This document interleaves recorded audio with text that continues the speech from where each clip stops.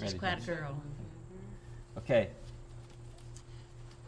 She was right in the middle of saying that his father was the head of it. Yes, So you had just said that my father was not in the middle of it, he was at the head of it. That's right. Well, could you repeat that? Well, Red Lisk was not in the middle of it. He was at the head of it. He was instrumental in a lot of people joining the union. Well, here, just to show you the volume of work that must have entailed, here are the names of locals just in the North Carolina area. Isn't that amazing? And my father, from memory,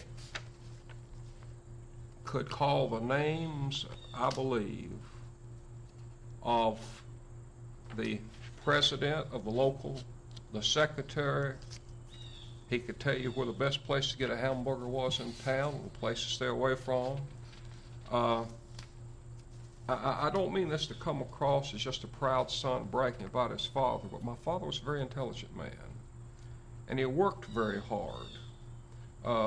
I've heard my mother complain that when my father was working 12-hour shift for the mill, my dad had a 6th grade education, but he would come home from mill work after working a 12-hour shift and stay up till 2 o'clock in the morning reading personnel management, textile engineering, etc., etc., etc. And with the ability that God gave him, plus his work, he was involved in every one of these as far as I know, because as I look at the list, I can remember him having taken me as a boy to visit some of these places and walking in a union hall and walking down the row of seats. Hello, Bill. Hello, Tom, Ann, Ruth, Helen, Sham, you know, wherever we went. He didn't walk in and have someone stand up and say, may I introduce Red Lisk? They'd stand up and say, you all know Red. How were those, tell us something about those meetings. How did they begin? What was the atmosphere? What was the program? So forth? Well, the meetings, depending on what was going on, some of them were celebrations. We won a victory, and there was a note of victory. There was a note of celebration, of laughter, of cheers, of celebration. There were times when the meetings were more somber because things were not going well. But my father was not a pep rally type, you know. No hip hip hoorah type. That was not Dad's style. As I remember my father, it was more just a quiet, positive approach. We can do it. We're going to have to work. We're going to have to struggle, but that's what God put us here for. That type of approach. And as I look at this list here, I can remember a meeting here in Charlotte. I can remember a meeting in Concord. Tell us about it. What do you remember? Well, I remember one when it was a celebration. They had signed a contract. There was no strike. They had signed what my father thought was a good contract. I never will forget. They had Brunswick stew and barbecue, and this was before the days of readily available plastic plates and cups, and I'd ask everyone to bring their own bowl to eat Brunswick stew with and bring their own spoon. I can remember that there was a country western band.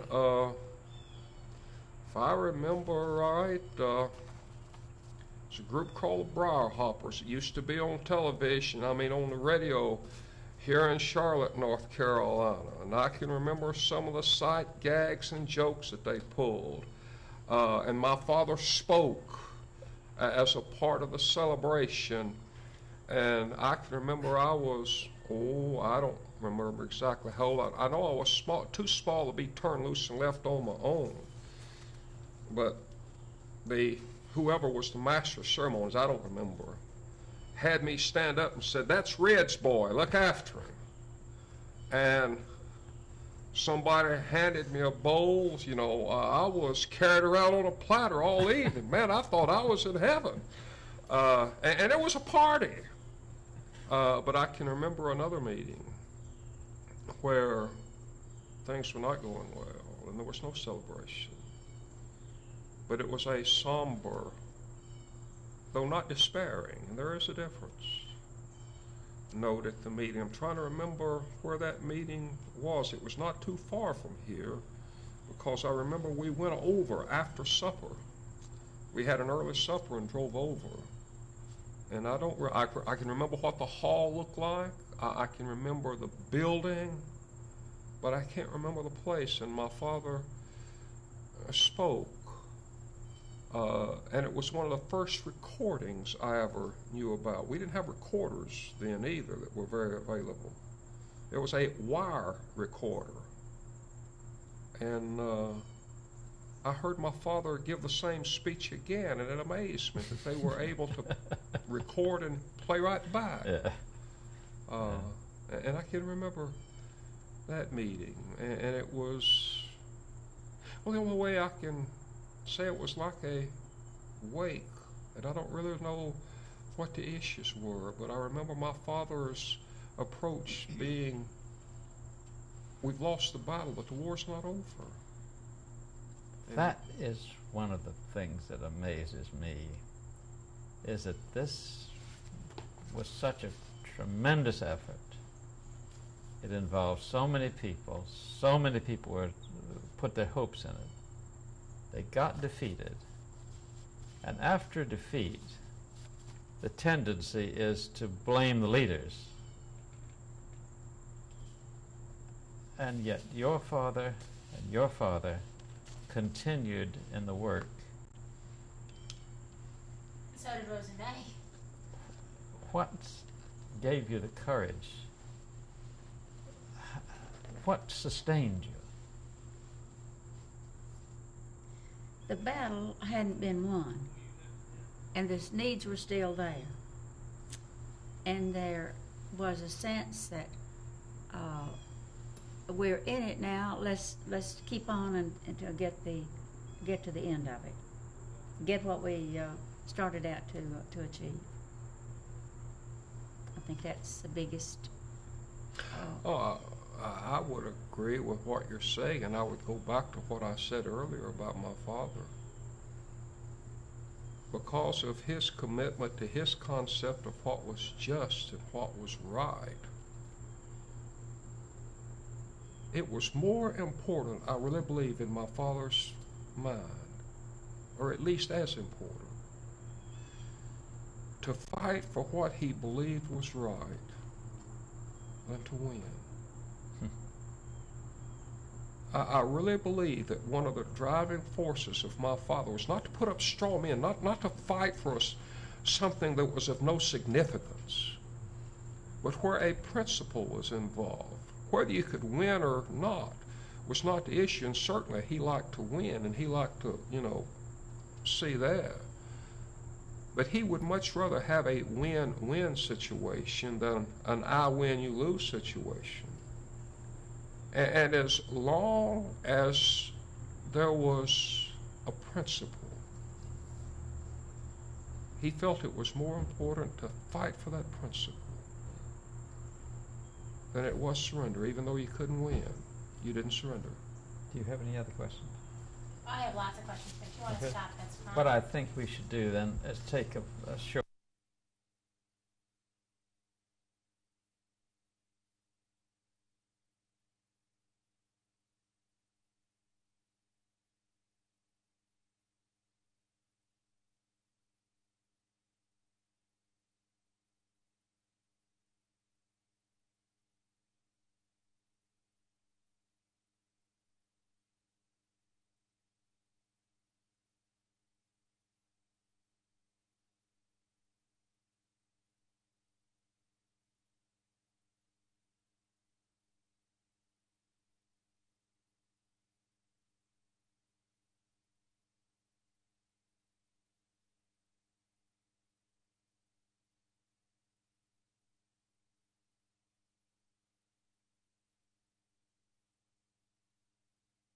Numbers, Deuteronomy, Joshua, Judges, Ruth, 1 Samuel, 2 Samuel, 1 Kings, 2 Kings, 1 Chronicles. That's on one, Jamie. For some reason. New Testament, Matthew, Mark, Luke, John, Acts of Apostles, Romans, and then I get stuck. Wait a second. You Try only, again, George. okay, well, the reason I don't know the ones in the New Testament was that when you learn that, you only got a picture of the evangelist's wife. You got it? And I wasn't so keen about that because she was the one who disciplined them. Yeah. He was the one who inspired us. But the poor woman had to look after all those kids who did behave themselves. Yeah. Or at 5 years old, didn't know quite, when to go to the bathroom and so forth. So she was, okay? Should I get So- him to go with it? Well, no, I got a great idea. Rosa May, why don't you invite them all? All right. Everybody sit back and relax like this just didn't happen. Lean back, Rosa May. Relax. Keep talking for a few seconds. Why don't you talk about the house a little bit and Yeah. Kenneth and the $18, Yes. and then you could all go in. Okay. Oh, when we had been married 12 years, we had moved 12 times. My husband wanted to go back to school, and we rented our house where we were living to a couple, and we moved on the back porch of Kenneth's grandmother's house. Back porch, one room back porch. And that's where our son was born at home, at my mother's house. But that's where we were living then. But we have always tried to just do a little bit more, keep a little bit more, save a little bit here. And my husband is a good manager. He's the smartest person I've ever known in my life. He can stretch a dollar, and he is not always happy with me because he doesn't think I spend enough money. I don't want anything else. Come talk to my wife. He doesn't like it because I'm driving a 10-year-old Mercedes. He thinks I ought to buy a new one. I don't want a new one. That one goes on everywhere I can go, and I can drive it. It's little. Okay. Let's go in the house and see if we can't find something cooler than this fire. Okay.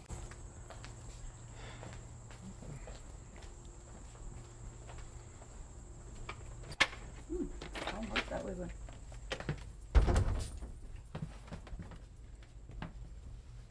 I haven't seen these in years. What's that? Oh, I know it. 78. They were laughing the other day about it. Zippity doo dah. Zippity zay. I remember. My, oh my. I think I was behind, yeah. Okay. I'm so pleased Okay. that you wore that dress, though. Well, It's it got- was the only one I had. It's That's one I wore the other it's day. nice and bright without being that red that television Screen can't handle Yeah, very well. That's and right. it's but Okay. nice. Okay. I wear a lot of Okay. red. All right. Okay.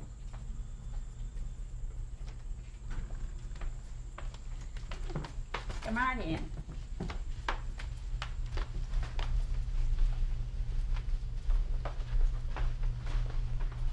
Have a seat wherever you want to. You were going to show us the. Okay, right here. No, Wanna do I'm that sorry. again? I'm sorry. We had to do that. Okay, we'll make another entrance. Make it take two, as they say in the movies. I don't know what this is going to get me. The trouble we're going to get into, but we're going to get into trouble a lot of money one. I don't know. Well, being a Baptist preacher, I don't think it'll be a lot of money. No, well, that's right, but you could do a lot. I'm going to show you folks something that you will appreciate, along with me. This piece of furniture right here belonged to my mother. It was in our house, on the mill house, and that's where I kept all the records for the union, both local and for the other group. That in a mill house? Down in the mill house. We bought it on credit. It was a whole dining room suite, though. I remember what mill houses were. I remember the shotgun house, and your home here is a beautiful home. Did you ever think when you lived in a mill type house that you'd ever own a home as lovely as this one? No. A lot of things in my life I didn't know would happen. I didn't know that my life would be so interesting. in simplicity, so simple and everything. Great families on both sides. And So wait, where'd you keep that? Tell me about that. You can't get away like this. This we took we had a whole dining room set, and this was the smallest piece that we took with us when we got married. And we took a bedroom. My mother loved furniture. She loved pretty things, and we bought this on credit. We bought a piano at the same time, and so we had no place to put it. We had no dining room, but we moved 2 beds in one room so we'd have a bedroom to make the dining room. And that's So open the door and show us where you kept that stuff. right here, right there. Right there, what? That's where I kept all the records for the union. The whole thing was filled with just the records Just of the union? records, of secretary's records. Whatever happened to those? Do you know, when we got married, and then my brother and his wife lived on in the house with my mother and daddy until they died. And what happened to them, I don't know. Nothing was confiscated, not even the old furniture. And the reason they sold the dining room suite for practically nothing, which I would pay 3 times as much today for the chest, the china closet. But the people don't want to sell it.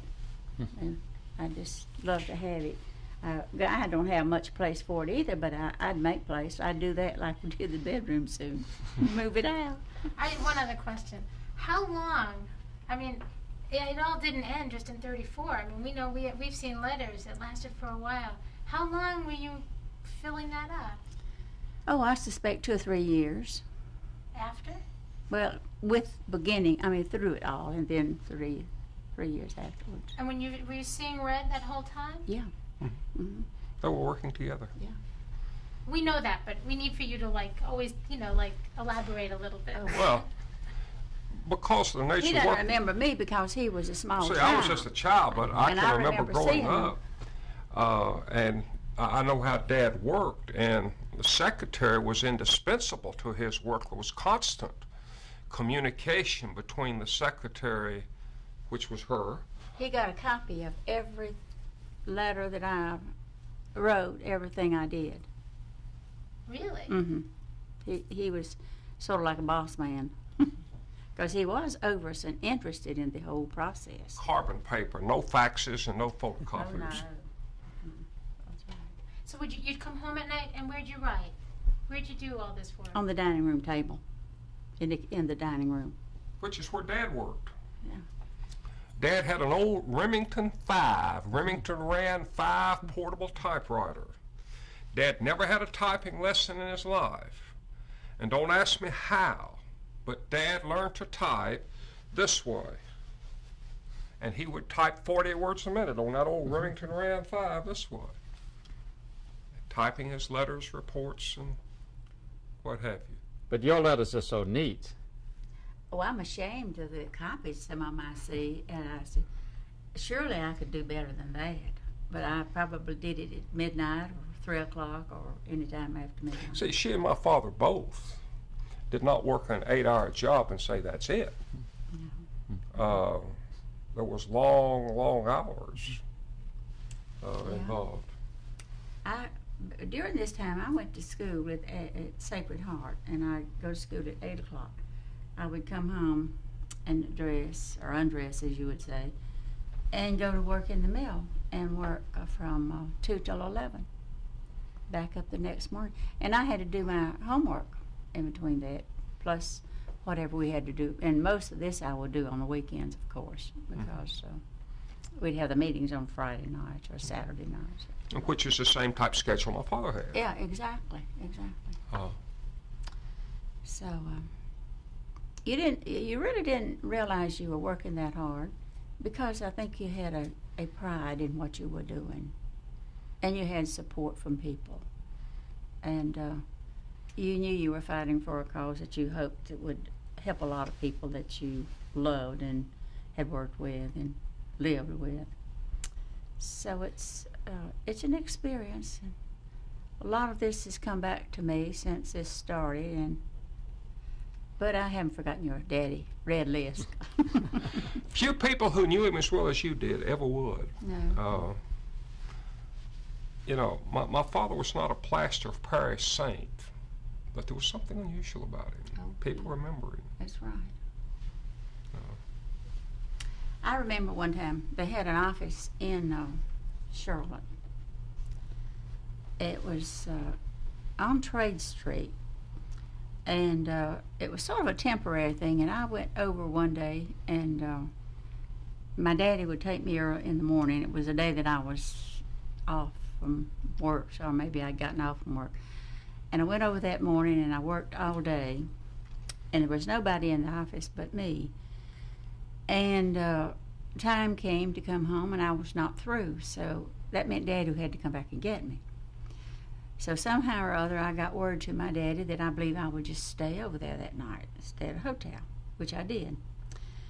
And it was after supper, and I went and started to my room, and when I did, a man passed, and he said, "Come on down to my room."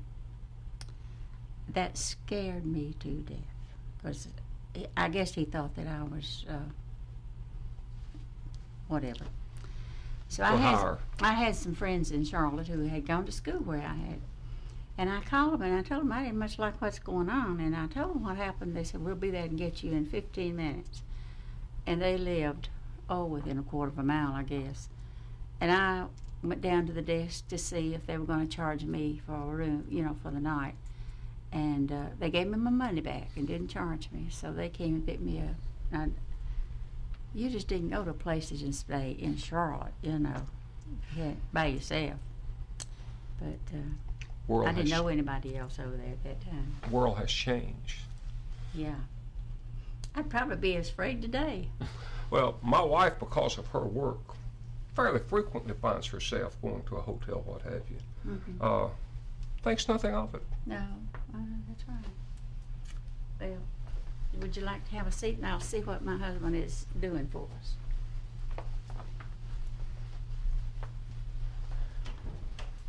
Well, what did you say about this place? I said it's a far cry from shotgun houses. You perhaps are aware they got the name Shotgun House because there were 3 rooms in a row, and you could shoot a shotgun straight through the front door. It would go straight out the back door and hit the outhouse out back of the house. 3 rooms, straight through, out back. And there was a water faucet out front, and each water faucet served about 6 houses. Certainly nobody had running water in the house. If they did, they were on the upper part of the totem pole. Now, that changed in your village, didn't it? You got running water fairly soon, didn't you? Yeah. Mm-hmm. That was the main reason that we thought we were in heaven when we moved from Murphy, North Carolina, out here to a place where they had running water and toilet in the house and all of that. We felt like we had moved uptown.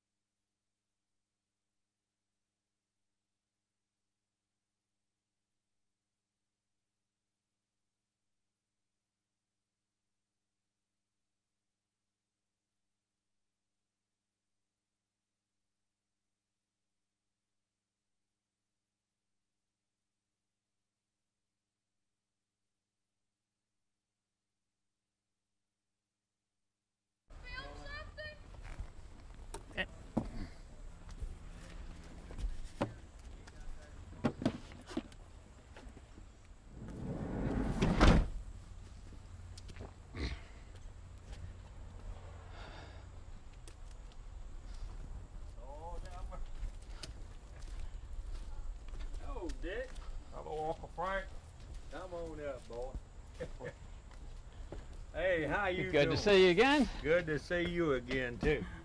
Come See you. on up, Dick. Good to see you, son. Behaving yourself? Trying to. Come on in. That's pretty Go hard go for a in. Miller. Go and take it in the house. That's Let's go pretty to hard outwork for a Miller to behave. Oh, Miller. Come on in. Have a seat there. This is my seat.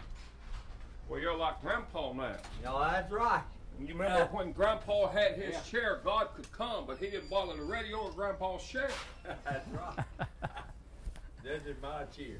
Hey, how you been doing, Dick? Well, they're working me to death, but other than that, All right. everything's Who's fine. working you, Dick? Church is. Oh, Dick, come on, boy. Don't you know how to do? Well, I can't very well. I can delegate a lot of things, but I can't delegate funerals. You can't. Just Uh. preach them and that's it. But seriously, I've had in the last 2 weeks, I've had 4 deaths, 3 weddings, family crisis, more than I can mention. Uh-huh. Uh, I know I got a list of them in a Sunday school class up there, just in one class where 40 some odd on the board in that one class that I burned. Yeah. how's, You know what, Dick? I think about it a lot. Brother here got on his knees, took Christ as his personal savior. Yeah. Tell me about Marshall. Well, he's at home, Dick, but he's just holding his own. I talked to him the other night on the telephone, and he don't even sound like he's self-talking. He took so much of this chemotherapy and stuff, you know. He's not doing no good. Well, you know, except for Bud, I'd have to think twice to even recognize Ann or Peggy or what have you. It's been so long since I've seen them.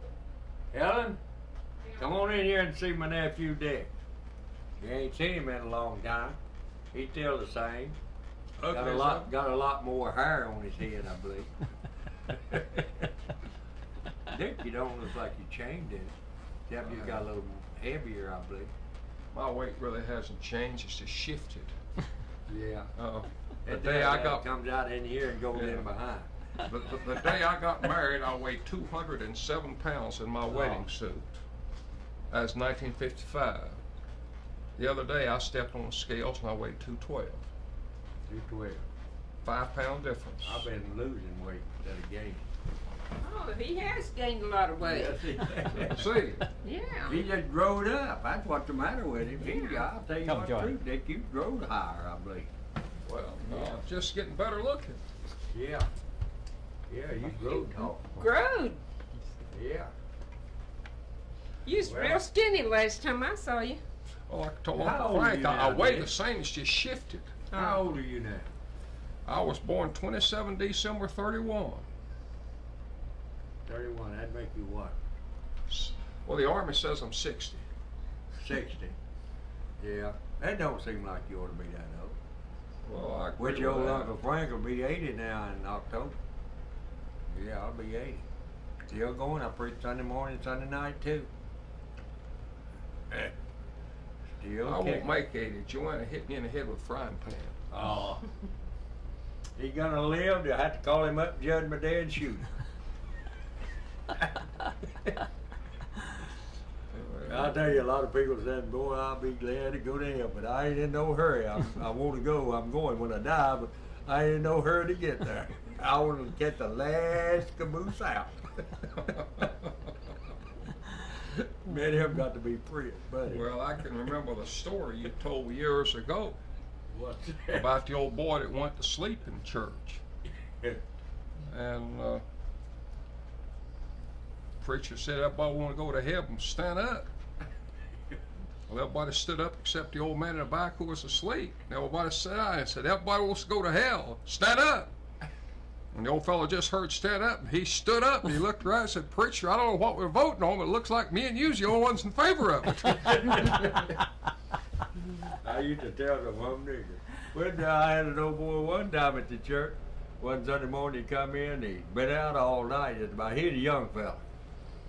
He is sitting over there, you know, in a pew, and I had a church full, and he's sitting there with his arms across the pew, just mouth open, just sleeping, you know. I just quit preaching, told the boy sitting beside me, I said, "Hey, Jimmy," I said, "punch old Terry there. If you don't, he's going to fall out of that chair." Out of the pew, you know. And old Jimmy punched him right hard, and he jumped, you know. Yeah. One time I had no boy down in the Sunday school class, he was asleep, and sitting in the corner, you know, in which he'd been sitting up that night at the hospital. And we got through in the class, I just like that, you know. And we all went easing out and left him sitting down there in the Sunday school class by himself asleep. The choir done started to sing, you know, singing up there and all. And here he come running up. I put a few to sleep in my day. The worst dream I ever had in my life, I dreamed one time I was up preaching. And I woke up, and sure enough, I was. You're asleep. Preaching in your sleep. Yeah. Well, I don't know. Well, you're kin to him because he talks all night. All Well, day and all that's the night. Miller in him. Yeah. Talk all day and talk all night. Now, if you wanted to hear a quiet conversation before Uncle Arthur died, put him and Uncle Arthur together. You ought to hear him Get and us Bud all together. Well, if you put Bud together, even the Lord gave up on it. I've heard him. Oh, get him and Ann and all together now, and Just get him and Bud together. yeah. You'll have to Brother make Bud Tony, bring we you out to see used Uncle to Frank. live over yonder close to. Used to live way over yonder. I showed you where his father and them used to live. Well, now he lived in the house with my sister-in-law and my brother. They did. See, when they fired him, blackballed him from the mill. And my dad had that big house up there with a big front porch on it. And he had a glider, I don't know how many rocking chairs, and a swing. If you'd come by there on Sunday, all of us be at home, you know. That swing would be going this way, and them rockers that way. And the glider would be going, you know. Now, we all love to rock, and we all love to swing. Talk. Yeah. Well, I figured the good Lord give us a mouth for two things. That's to eat with and to talk with. Well, the thing about it is, though, he gave us one mouth and two ears. We ought to listen twice as much as we talk. Well, I don't know. He give me a bigger mouth than he did eat. I tell some fellas, I said, "Man, you got ears like a taxi cab going down the road, both doors open." You said where you preaching now? I thought you gave up Oh, on the church. I just, you know, fill in. My pastor Oh, going okay. on vacation, so I preach for him Sunday morning, Sunday night. Where are you going to church now? Back up at my old church. Yeah, back up there. What's So that's Faith where doing I up there wanna- now? Huh? What's Faith doing? Anything? No, that place. Talking to her cousin today, somebody kin to her. He preaching out there. He don't know what he believes, and he believes one thing one time, something else the next. That's just about I gone. think they have many. No, he don't take no salary. I don't think. I said, what that fella think gonna happen with another preacher? If you ever do get another out there, I don't even hardly know him. Dick. Well, Yeah. Ruth's girl is married to a preacher of some kind out in Wyoming. And the only thing I know about him is the fact he don't like us Baptists. He don't. And he doesn't know anything about us. Well, the thing about it, that's the problem. A lot of people don't know what they believe in. There's one thing about it, Dick. I'm set in my way when it comes to my Bible. I'm kind of like your daddy, like I told a lot of people. A man can self-educate himself. Your daddy self-educated himself. He could draw contracts and all just like a lawyer. Well, I've educated myself in the book. Well, some people are stubborn and hard-headed. You have get all convictions. kinds of books. I mean, you know, on the Bible, just like on law or anything else, you can get all kind of books. You know that, commentaries and everything else on the Bible, other men writings and all. And like on Sunday morning, I let know Dr. Charles Stanley, First Baptist Church in Georgia. He was my professor for 2 years. up at Fruitland Bible He Institute. taught you up for them? Yeah, 2 years. He one of my teachers. What did he teach? Huh? What subject? Dick, right offhand, I don't remember what subjects he taught. But he was good, did he? He didn't believe too much in an outline. If you notice him now, he don't use one. He'll flip his Bible over to his scriptures. He taught me how to take a red pencil and a yellow one and mark scriptures, you know, to flip to. But I don't do much flipping. I listen, I come on Sunday night and I flip on channel 31 here. Well, I always did want to go to First Baptist Church in Dallas, Texas, the old W.A. Credible. I come in now on Sunday night and I flip it on there, old Credible, or what's his partner's name, Helen? Joel Gregory. Joel Gregory. He's the pastor and the old W.A. Credible senior pastor. Gregory's not the pastor. Yeah, No, the church called Gregory's pastor, but Chris was still the pastor. Chris will still runs senior things. Call him the senior Yeah. Gregory preaches on occasion, but Criswell's wife is the pastor. She's the one that runs things down there. Well, he's 83 years old. He ain't got to run much long. But that old man, I heard him Sunday night. I mean, he preaches. Be 83 years Frank old. said, I don't see why I don't turn on the television sometimes on the X station and see Dick on there. I don't want to be on television. Why you being on the movie right now? Well, that's about my daddy, though. You ought to get on there sometime, Dick. No. I figured maybe I'd flip on sometime No, and see you. I look at it every Sunday night. I let them and then the fastest growing Methodist church in America. Methodist church. Yeah, what's his name, Helen? What's that preacher's name? Matheson. Matheson. I don't know. Yeah. That's new one. Man, he got John about Ed. 6,000. John Ed Matheson. He had about 6,000. And I call him a Metho Baptist. I've been aiming to write him. Yeah. been Well, the aiming to word is write him. Bapto Methodist. Huh? The word is Bapto Methodist.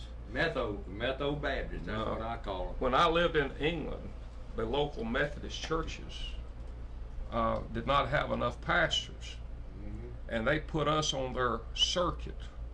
The local pastor, Methodist, Yeah. was pastor of 6 churches, and they put us on their circuit, and I supplied 2 deacons to preach in a Methodist church every Sunday afternoon. You know what? If you join his church down there, they got 160 some jobs. I don't care what, everything you think about, they expect you to take something or another in the church. They want everybody to have something to do in the church. That's what it ought to be. And they're a church Should be family. that everywhere. Well, it ought to be that way. Yeah. Now, Bud doesn't go back up to No. the old No, church. Bud goes to First Baptist over here. He goes First Baptist. Yeah. Well, what would you say to him about his father? His father. Well, I'd just say he was a good man. He's a good fella. I thought a lot of him. Red. We call him Red, you know. Haywood was his name, but we always call him Red. Red Lip. And he was a good fella. He What really was Grandpa's name? Sandy? No, that's what everybody called him. What was his name? Alexander Ray Miller. Alexander Ray. Yeah, and somebody told me, Dick, now I don't know my daddy, but he didn't, I don't guess he knew. Well, in Said all that of my life, I have never heard him called anything, nor have I seen anything except either Sandy or S.R. Well, that's what he always, they called him Sandy. He said that word Sandy stood for Alexander. I don't know, you know, look it up, I don't know. Well, like I say, I've never seen any document with anything No. that said anything beside either S.R. or Sandy. He always signed a name, Sandy Miller. But it was Alexander Ray. Yeah. Do you know? Ray Alexander. Do you know how your dad and your uncle worked together in terms of the union? Well, I know that they were together some, but exactly how much they were together, I don't know, because Dad got fired and blackballed, and Uncle Frank went one way, and Daddy went on with the union. Yeah. So Well, after I went with your daddy. It was up to Greensboro or Winston-Salem. I went with him several times, you know, to some of the meetings that they'd have. Yeah. Because back then I didn't have no car and your daddy had one. And he'd want me to ride with him. But when I got big enough to remember things very much, Daddy was very much involved working union, and you were Yeah. working someplace else. And what? I was working in the textile. Yeah. Yeah, I was working in the mill. Were you a loom fixer? Yeah. Yeah, I got up to the head loom fixer. I've got Grandpa's old toolbox. Yeah. And I was supposed to got that toolbox. He Well, said, Uncle- you're the only one that fixes loom, and the only one that, you know, and I want you to have Well, I that was when supposed to you're get the other toolbox and his tools that Uncle Offer got. done." I know. Uncle Offer told told Daddy, said, Papa said for Dick to have this toolbox, but So I you need got it worse than Dick does. That come from his brother. That new looking one. Yeah. You know, that come from his brother Jim. And the old toolbox, yeah. Up there in the mill one day, my daddy said, Frank, if I ever die, I want you to have my toolbox and tool, because you're the only one that fixes looms, you know, and it'll do any good. Yeah. So I never did get to see it, though. I remember you and Daddy and Grandpa sitting by the fireplace talking about that picker stick break that you Oh, folks yeah, worked on with we Harold worked on McClintock. At a patent, you know. And And then we they would- changed the looms on you and you didn't need it. No. We were offered $30,000 for it. And the other two fellers in it, man, I'd want it. 'Cause there I was sitting on the front porch. See, your daddy got us in with well, he got us in with the Cone Mill. I went up there and me and this other boy and stayed about 6 weeks working with this thing with the Cone Mill. And then a fella from John Bogdan from Providence, Rhode Island, got a hold of this thing, and we put some on a mill over here. I forget where it was, not Huntersville, but over in that section somewhere. Put some on the looms over there. He came down here and he saw it. He went back and he called and said he was coming down to see us. So he didn't say what. So when he came to my daddy's, and we all met there at my daddy's on the front porch, sitting on the front porch. He had a big front porch. Yeah, I remember. And he offered us, first of all, $25,000 for it. And back then, I had a lot of money. Oh, yeah, $25,000. And then he went up to $30,000. But them two other fellers, I was ready to sell right then. And I said, a bird in the hand's a whole lot better than one in the Who was bush. the other one? I remember you, Grandpa, and McClintock. Well, who was the other one? Clemrock, that's who it was. Me and my daddy and Clemrock and Vic Barry, the overseer. our Vic overseer. Barry, I didn't remember. Yeah, he was the overseer. Yeah, I remember They Vic said, Barry, "Oh, but we-" I didn't know he was part of that. They said we can get 50,000 out of it. I said, that's one time I got mad at my overseer and golly, cussed him a little bit back then. I wasn't no Christian. And I said, a bird in the hand is a lot better than one in the bush. And he wanted to take one back with him, and I knew if he took it up to the Draper Company, that'd be the last of it. Because Draper Company was selling these check straps, one mill right over here, the first mill that Jim Cannon built. They were spending $80,000 a year, that one little mill, for these check straps. Well, if we'd have got this thing perfected, that would have done away with all these check straps in these mills that the Draper Company was selling. Well, the biggest problem if you had, if I remember right, I was just a kid, the biggest problem was the front end of the stroke, wasn't it? Yeah, that's it. We couldn't get nothing to check it. They had it down at down yonder at the college, what's the name of it, that just turns out engineers and all. Had them working on it. Cannon Mill was working on it. And Cone Mill was working on it. Burleson Mill was working on it. You know what I can still remember about that stuff? And I remember the smell of that old glue Grandpa used to bring home in a snuff can. Oh yeah, that was. And the smell of it. I can smell it to this day. I don't know what it was made out of, but it worked. He gave us $1,000. I told him, I said, boy, if we let him get away from here, we'll never see him no more. He gave us $1,000 on it, you know, to hold it. Till he went back, he said, I can't go no higher than this. He had the contract, and all we'd had to done was signed it. And he offered, gonna give me and that old boy a job, old Clemrock, a job. And I forget how much it was, travel, you know, with them. And man, I was ready to go. And Oh, they'll give us 50,000. They'll give us 50,000. I said, we better take the bird in the hand. We got him now. And all we'd had to done was sign that contract, went uptown, got a lawyer to notarize it and all, and got our money. No, he'll give us more. Give us $1,000. Let him leave. Never did come back. Reverend, have you ever talked to your uncle or even thought about how they were able to organize so many workers back then in what was obviously a town that had a lot of anti-union feelings? Do you understand the question? Well, why don't you rephrase it? The question has been raised several times. As I have looked at a list of local unions that Daddy helped organize, how in the world, given the limited communications, few people had telephones, few people had automobiles, and you either had to go or write a letter, how did Daddy and the others manage to organize in as brief a period of time as many mills scattered in as many places as they were? Well, one thing, Dick, according to the law, somewhere about the law that Roosevelt had passed, your daddy had authority to go into a mill, go into the office, and look at the books, what they were paying the people. He said, he told me one time he went into this one mill and they wouldn't let him look at the book. And he said, I don't blame you. I'd be ashamed too to let anybody see no more than you're paying.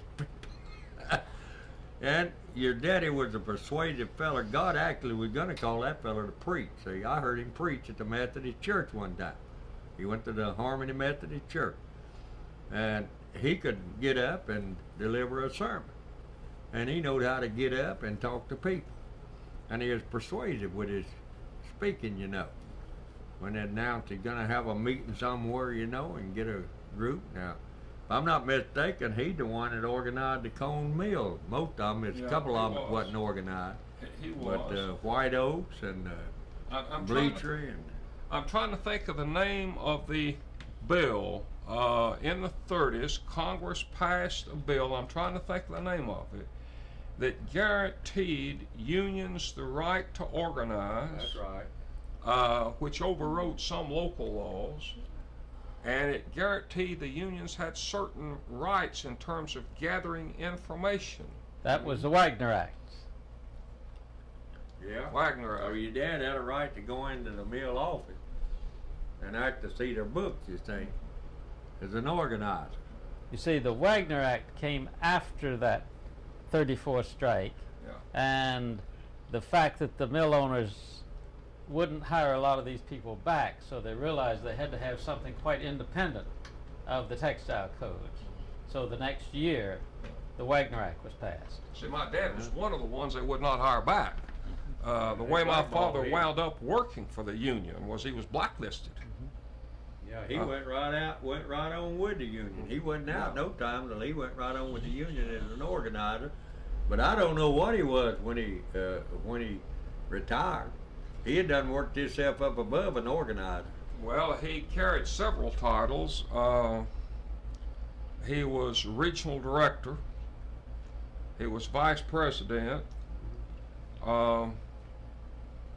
He turned down because mother wouldn't move.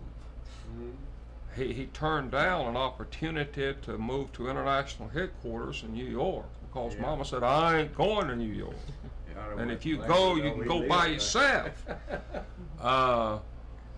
But Dad turned down 2 promotions, and he told Mother, he said, when I turn this one down, he said, that's it. He said, there's no more. And she said, do what you please, but if you move, I ain't going with you. No way Mother was going to move to New York.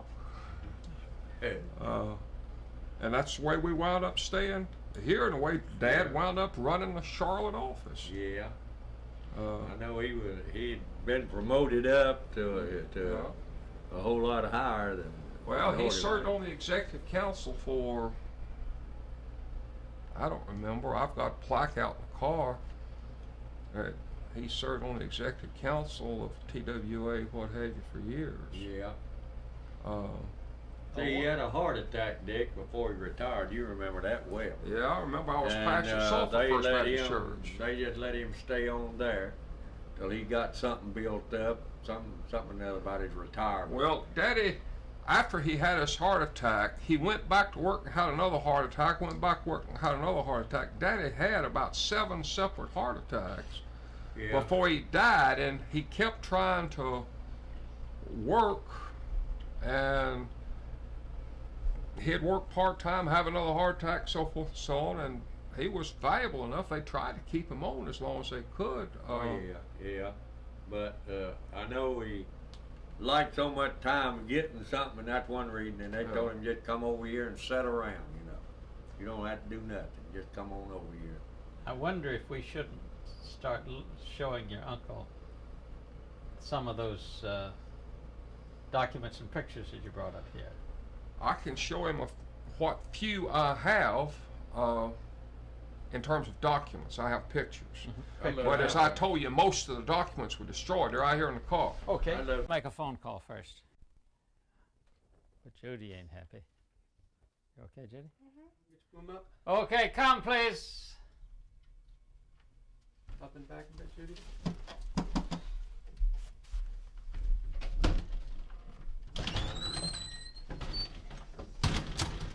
Got something I want to show y'all, Frank. Yeah.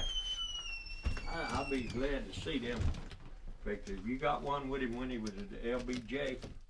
No, that's one Mama burned.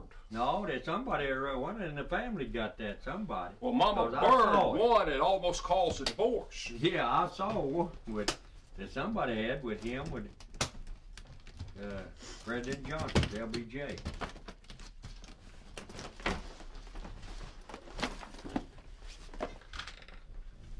Remember that? Daddy was vice president and served on the executive council for years.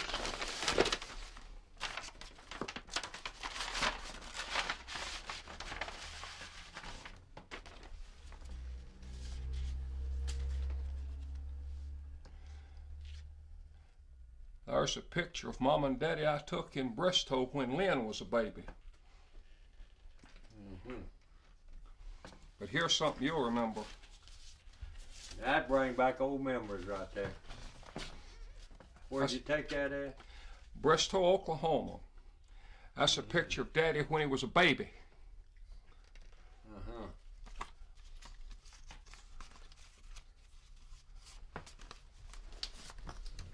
And there's a picture of Daddy about the time him and Mama got married. You never did know her. No. That's about the time Mom and Daddy got married. Yeah, that looked like him. Red used to wear a cap. Well, all the boys used to wear a cap. Oh, yeah. And here was Mama's favorite picture of Daddy. Still had a little bit of hair left.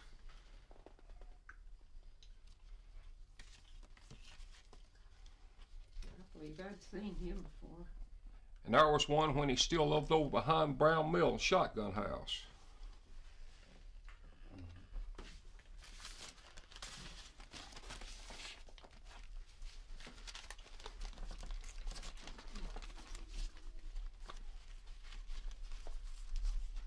Yeah, that's it. See, when I showed y'all that picture where he lived, big old high bank, see him in that house down below. You remember that?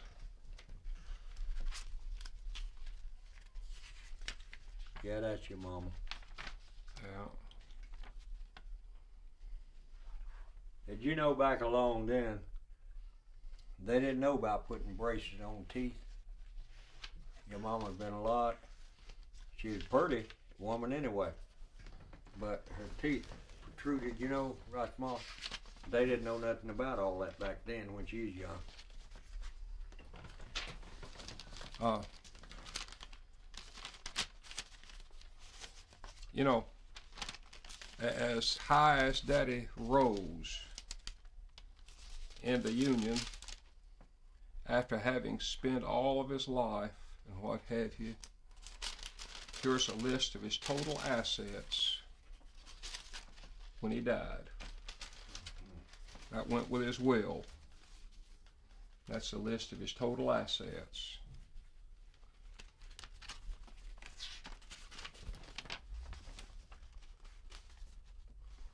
Wasn't a whole lot, was it?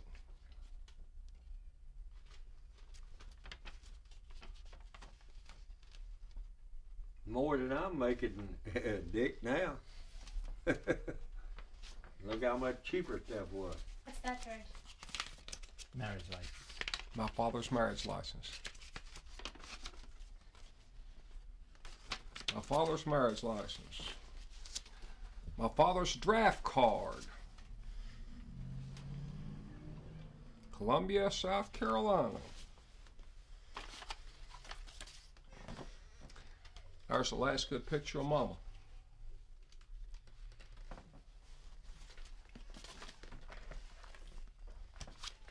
Yeah, Pearl was nice looking when she dressed up.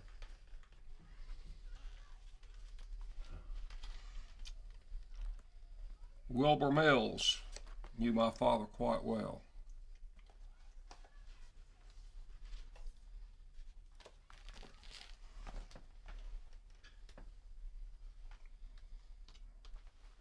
Here's Daddy with Royal Arts, who was Daddy's boss and the governor of the state, Yeah. and what have you.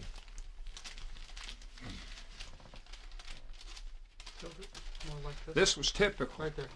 A microphone on a Coca-Cola crate because it didn't have the equipment that they had. That picture there is a picture of the governor of the state of North Carolina, my father. This is your father here. That's my father. You're not that little boy watching, right? I was a senior in high school when that picture was taken there. Hold it up again. Tilt it more. You had an assets of $47,931. Back then, that would have been equal to over 100,000.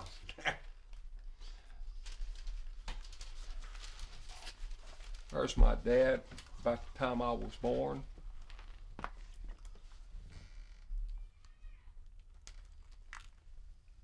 '40th wedding anniversary surprise party for Mother.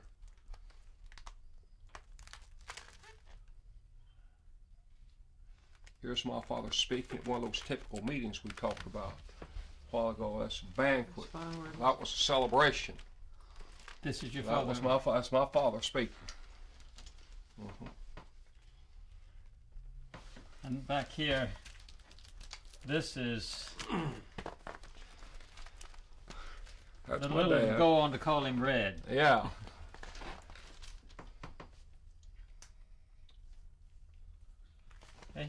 How old was he? When was he born?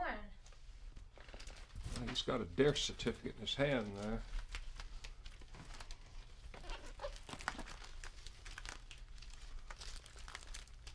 Nick, let me look at that when you get there. I was looking I'll for- be glad to see that. I was looking for something.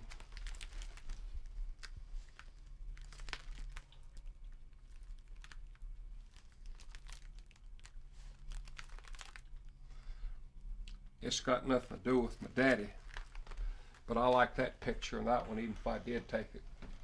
My kids. Mm-hmm. Here's his birth date right there. 12th day of January, 1908 was my father's birthday. And died 11th month, the 27th day, 1974. And as an aside, I brought my daddy's body back here to bury right across the street up here. That's the moment down there in front And of when I returned home, my daughter had been to the doctor, and we went straight from the airport to my daughter's doctor. And he said, Reverend Lisk, I hate to tell you, your daughter has leukemia and she will not live. Yeah. She had a pretty little girl once you read. I mean, Dick. Say again? That's all the pictures of it. Ain't that his sister there? Yeah, that's Helen. That's who I thought. That's it baby was. sister. Mhm. That's baby sister. Who's the banquet? Having the That's banquet. what. That's a union meeting of some kind. not far from here. I remember going to it. I don't remember where it was, but I remember it was not far from here because we went over, had supper, and then came home and spent the night at home. If I remember right, that's Terry Sanford I saw in the back Yes, there. it is. Yes, Governor Sanford. Mm-hmm. To my friend Red Lisk, with best wishes, Terry Sanford. Mm-hmm. What about that one? That was Tilted? Yeah, Bob Reynolds, wasn't Where's it? my Isn't Yes, that where the lights shine? Bob Son Reynolds. of with my daddy. Son That hat, Reynolds. he put that hat on the first thing in the morning, and the last thing he'd take off at night. And that was my mom. Yeah. Yeah, my dad, he'd put his hat on the first thing in the morning, and that's the last thing he'd take off at night. God see What's the plaque you had in your hand there? Say again? The plaque. The plaque. Oh, my father was vice president of the union and a member of the executive council of the AFL-CIO. He was on the executive council twice. He served 1 year, came off, and then he went on and he served about 10 years as a member of the, for lack of a better term, the governing body between national meetings. AFL-CIO. And he was proud of that. He had some more, and I don't really know what. Well, I do know what happened to him, too. My father's sister, Ruth, who now is suffering from Alzheimer's disease, had a number of pictures, papers, some of these, and they have disappeared, and I tried to find them. In fact, Dad's other sister, the one you saw the picture of a minute ago, went over to the house and went through the house, and she called me back. She said, Dick, I can't find a thing. She said, whether they're hid in the attic, burned, destroyed, who knows? We know Ruth had them. We can't find them. And Ruth, because of Alzheimer's, is in no shape to answer any questions. You read her, though, didn't you? So Now, how Dick, what family reunion is this, or family meeting? Let me see it, and I'll tell you. I can't. See it right there. That's Miller's. It is. Yeah, there's Pat, and Ray, and Well, I would have Grandma, and Aunt Lillian, and you're in the back row, and I'm in the back row, and Aunt Mary's in the back row. I was thinking we had a picture took Yeah. over there one time. But that's your side of the family, That's a doggone good-looking bunch. especially that bald-headed rascal in the back row.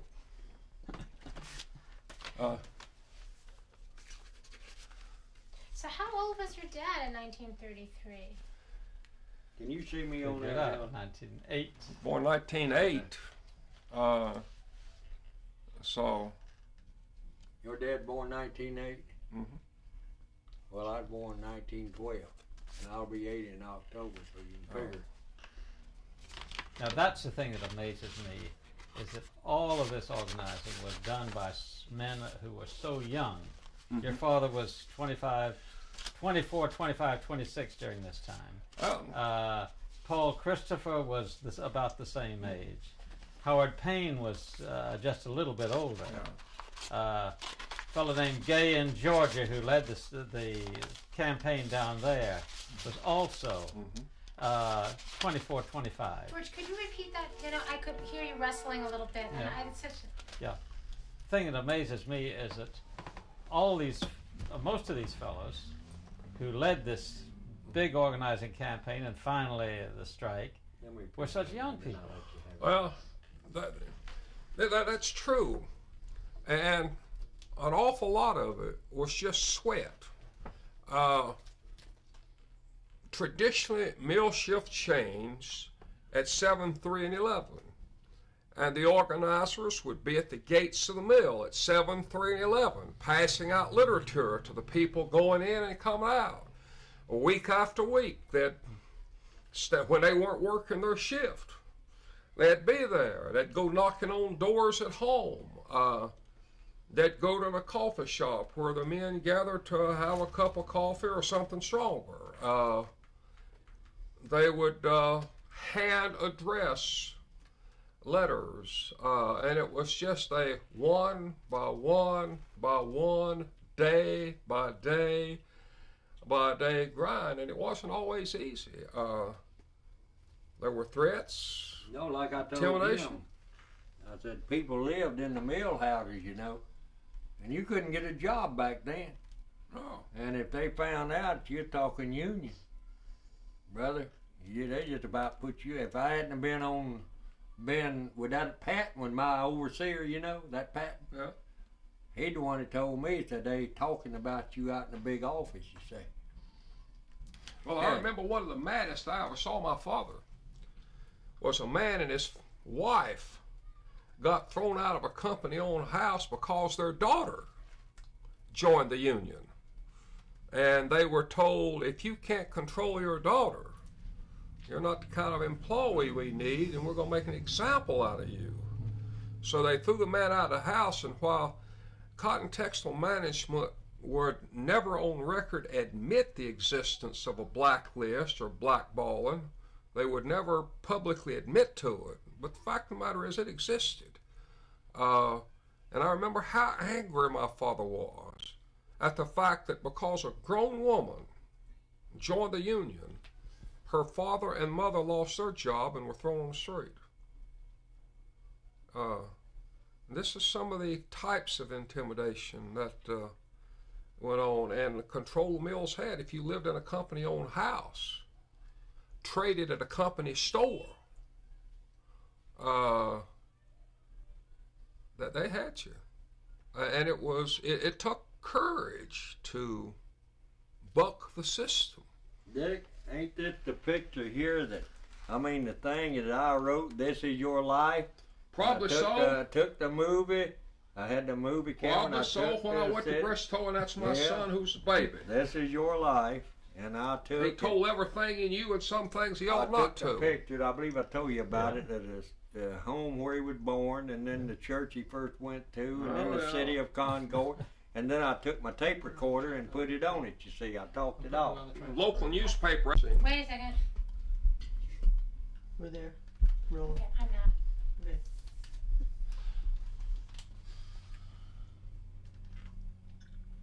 Frank, could I ask you a favor? Yes, ma'am. I'm going to ask you to do something. I don't mean to be a meanie. Could you put the book down and listen? Because I keep it, and then you could finish looking at the book afterwards. Because But you know, I know you have something to say. There's one thing that amazes me. Yeah, I'll let her look at it. About. Actually, you know what? Yeah, she'll be. You What seen that? amazes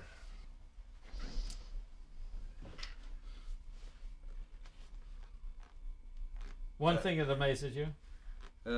Like Terry Sanford, my friend, but yet them fellas would fight against it, against the union, say. But I never understood a lot of them fellas, you know. With a man like his daddy, they'd write him a nice letter, but then they'd get out here with it. Well, they were playing both sides of the street. Oh yeah. There were politicians playing both sides of the street, and several of the politicians who held various public offices would tell the union people, you've got a right to better living standards. You can expect better treatment. You can expect fair treatment. And then they'd turn right around and meet in the smoke-filled room, as the saying goes, and say, hey, now, fellas, we got to control this thing here. If we don't, it might get out of hand. Yeah. Well, it was wanting these politicians was wanting the southern votes, you see, the mill people's votes. And if the mill people found out that they were not trying to help them anyway, hard to get their votes. Yeah. But I want to tell you something about people, and I've never understood it. We've got you die-hard Democrats and die-hard Republicans. We've got some on the Republican side, some on the Democrat side. If they'd run a baboon for president, they'd vote for him, just because I'm a Republican or I'm a Democrat. That's right. Well, you couldn't change I thought a baboon was running. I said, I've seen a few times I wasn't sure the baboon wasn't running. But I'm like this about it. I always tried to vote for the man. I preached Sunday, and I asked him at church Sunday, I said, I ain't going to ask you to lift your hand because I don't want to embarrass you. But I wonder how many of you listen to the Democratic convention and then listen to the Republican convention. Do you understand what they stood for or standing for? Excuse me, Mrs. I said, Miller. now, if you don't know what the men are standing for, you don't know who to vote for. And I just put it like that, and I left that off then, you see. I didn't get on no Democrat or Republican, either one. Well, now, back in the early 30s, the Governor Eringhouse, for example, he was supposed to be a friend of labor, and then he called out the National Guard.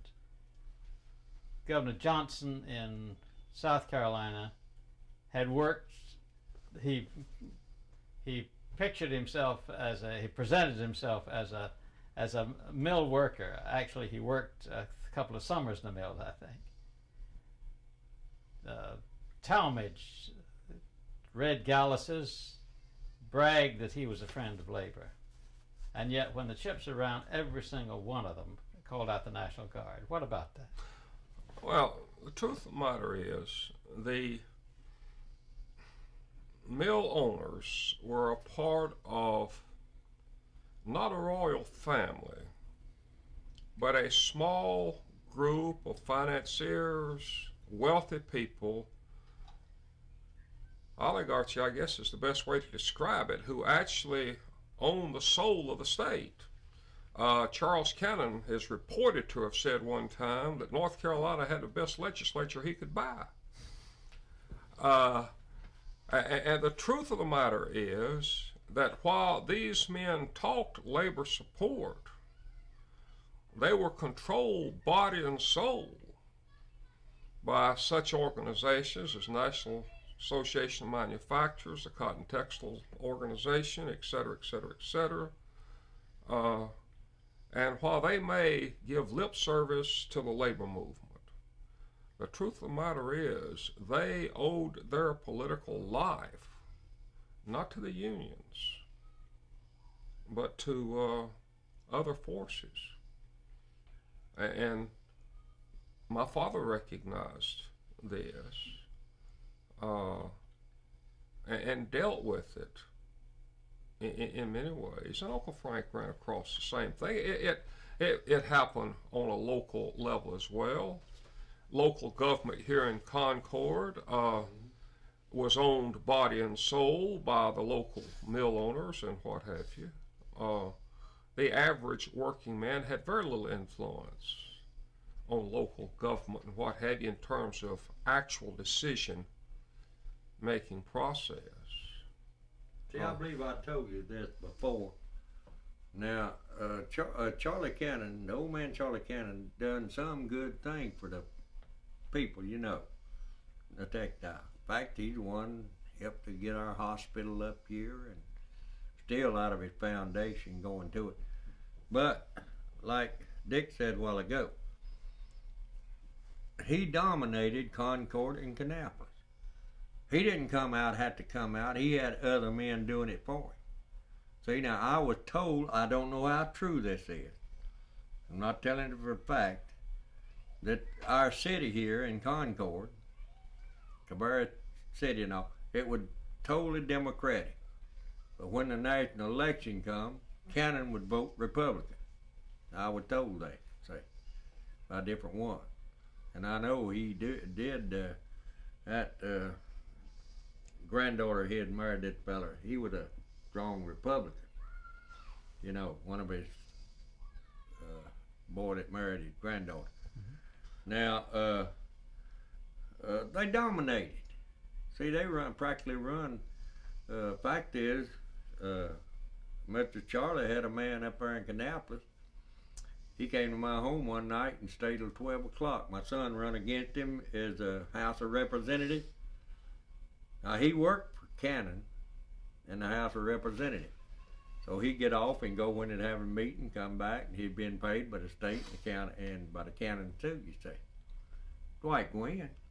And whenever he retired from the mill, and he retired, he'd spent 30-some years, I think, in legislature there in Raleigh.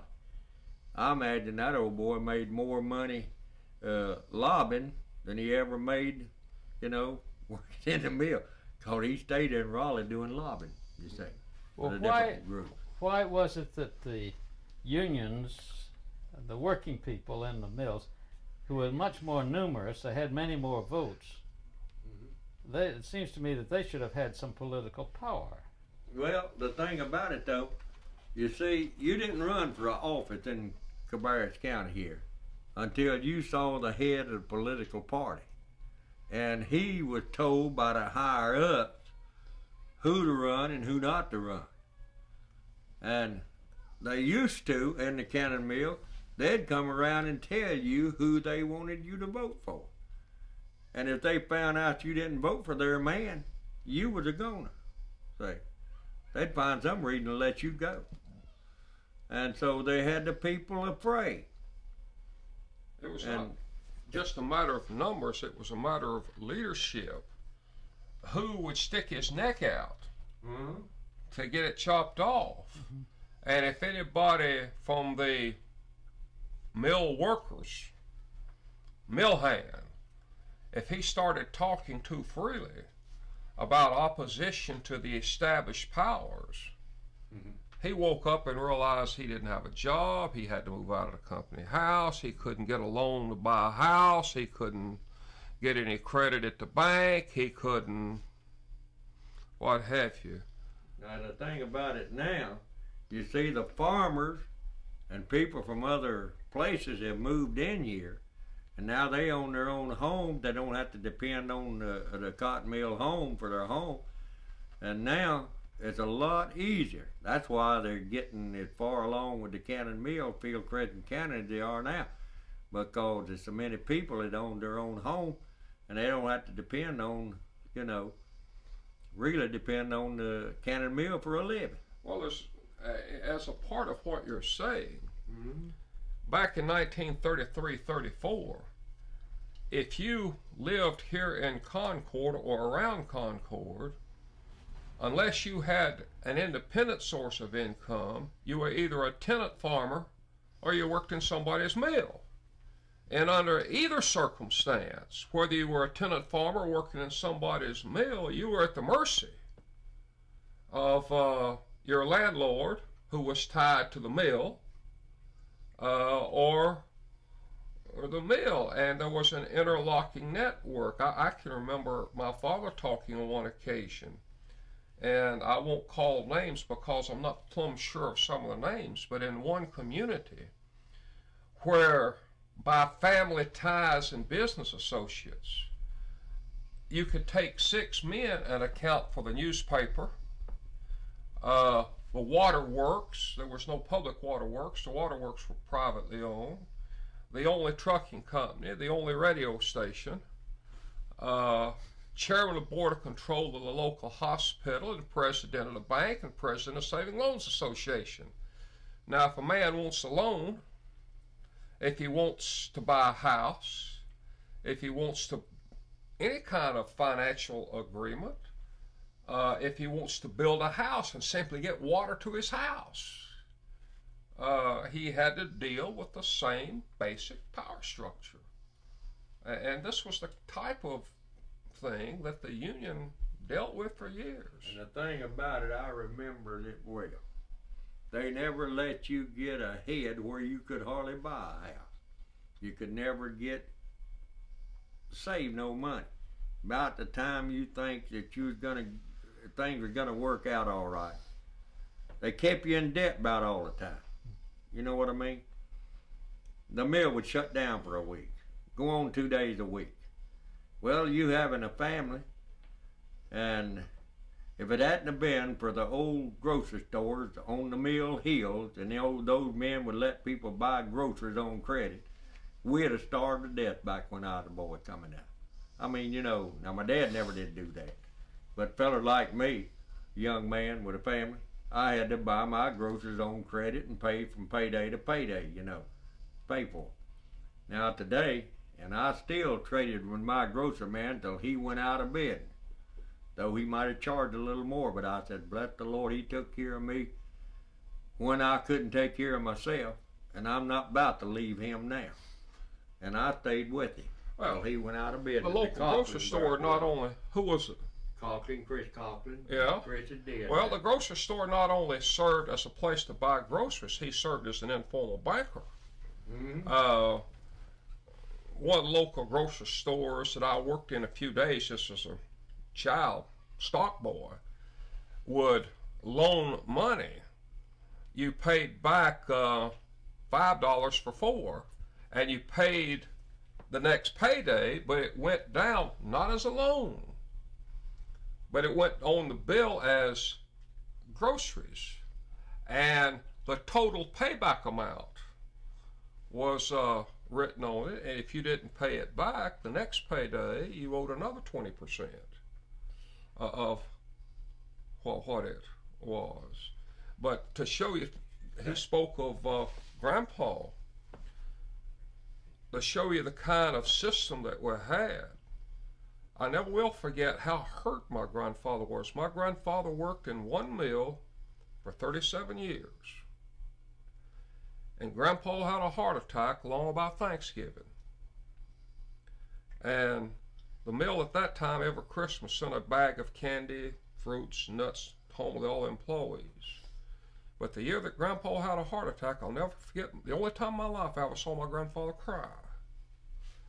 He not only did not get a bag of nuts and candy and stuff from the mill, but the man who was delivering the stuff told him to come get his toolbox that the man who now had his job needed the space. And after 37 years, that was the way he was dismissed, with absolutely no bonus, no pension, no terminal pay. The last day he worked was the last day he got paid. What bill was that? Brown Mill. Brown Mill, still sitting over yonder on the corner. Yeah, he had a heart attack, and he went to the hospital up here, and some little new doctor come in up there, and he charged him $1,000. If you got any more, I'm going to get the rest of you. He didn't stay here too long, though. But my dad had $1,000 life insurance with the Brown Mill. Now, my daddy always tried to keep a little money. I never knew my daddy go in debt for nothing in his life. But he had $1,000 with the Brown Mill. I believe it's Travelers Insurance Company. And he kept his insurance going. But they come around one day and told him, said, we're gonna give you $90 and cash that insurance in, you say. Gonna drop it. So there's nothing to do after him carrying it all them many years to take the $90 or not have no insurance. And he couldn't buy anymore after he had his heart attack. No, they give him $90 for his insurance policy. So I'll tell you, they had the people across the barrel back then. You kind of had to go their way or no way. And it was the resentment that made people so angry that they were willing to stick their neck on the line with this kind of thing. You can bet your bottom dollar, if the union had come around organizing when my grandfather was done that way, there'd have been a lot of people who said, if they're going to do him that way, you know, that the anger would overcome the fear. You know about what year that was? I say I was at about 1957. About 1957. Well, that's what they give us at Christmas time, you see. Yeah. They'd give us a bag of oranges, apples, nuts, and candy and stuff like that, you see. And I always wondered why they never gave seedless raisins. They always gave raisins with seed in them. I never will forget that. Never did get a bonus at the mill where I worked in. I worked 22 years at the Brown Mill. Never got a bonus in my life for working. Did you get a pension? The pension, they didn't know what pension was back then. The only one got pensions, I guess, was the overseer. Them got a little something. But my grandfather worked for 37 years at the same mill. And like I say, he didn't even get a Christmas card when he had his heart attack. After 37 years, the only thing he got was a message: come get your toolboxes in the way. And wasn't the Brown Mill a little different than the Cannon type of No, mill? the Johnsons in Charlotte owned the Brown Mill. Cannon Mill was right across the street. There's several. Johnson had a couple mills, I think, in Charlotte, and this one over here. But later on, the Cannons bought the old Brown Mill. Now we don't have a mill, Dick, in Concord. You know that? We don't have a running mill in Concord. You mean all of it's in Kannapolis. Now the old Gibson Mill down here got a little folding like sheets and stuff. But far as looms and spinning, Brown and Norcott and what have you are all gone? All gone. There ain't none of them running. Now, well, they got something in there, but they ain't. Other people bought it or something. You know, but there ain't no mill with looms and spinning frames or anything like that in it. Well, now, like they used to make. all of this doesn't sound very much like the mill atmosphere that has been described to us by some of the people we talked with. Not only the owners, who said we looked after the people very well, we gave them houses, we fixed up the houses, we kept them clean, we gave them pasturage for the cows and so forth, but also some of the people who work in the mills, who say that it was wonderful, that we could go to the boss and he knew us and he would lend us money and he sent me to school and so forth. Could you help us sort this out? Well, it was for lack of a better term, it was a kind of paternalism. It is true, the mill provided a house, but if you crossed the mill, you lost your house. It is true that the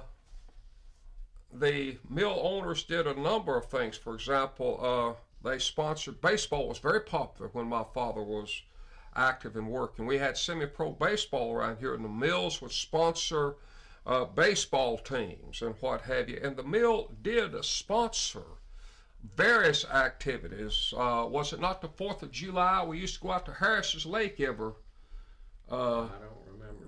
year for... I managed the ball club there at the Brown Mill, and one of the old boys lived up close to the church up there. He went up to the big leagues. I'd manage, you know. But the mill provided some of these, for lack of a better term, fringe benefits. And the boss man would loan money. And the boss man did provide housing and a whole series of things.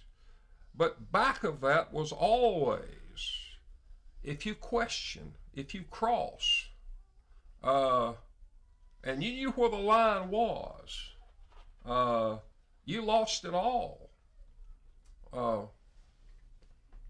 Like my father, for example.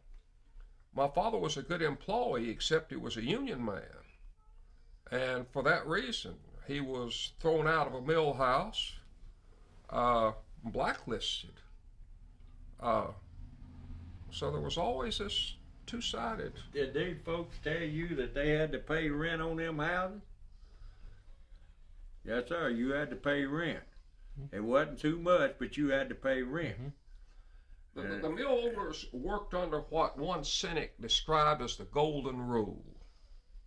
The man that had the gold made the rule.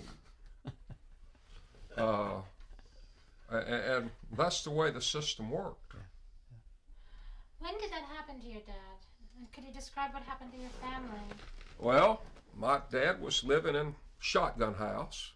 Uncle Frank showed it. I showed it to them. They got Showed a it. picture of it. And because of Dad's activity in joining the union and helping trying to get others, he lost his job. He had to move out of the mill house. He was blacklisted. No other mill would hire him. Did he try? Did he try to get other jobs? Yeah. Told it was a waste of time. He moved into 2 rooms. In fact, I'll show you the 2 rooms where he lived in the front 2 rooms, and Mother's brother, who is now deceased, Arthur, lived in the back 2. I showed them the house Yeah. over there, and they got a picture. And that's where I was born, with Mom and Dad living in 2 rooms. So this happened in the late 20s then?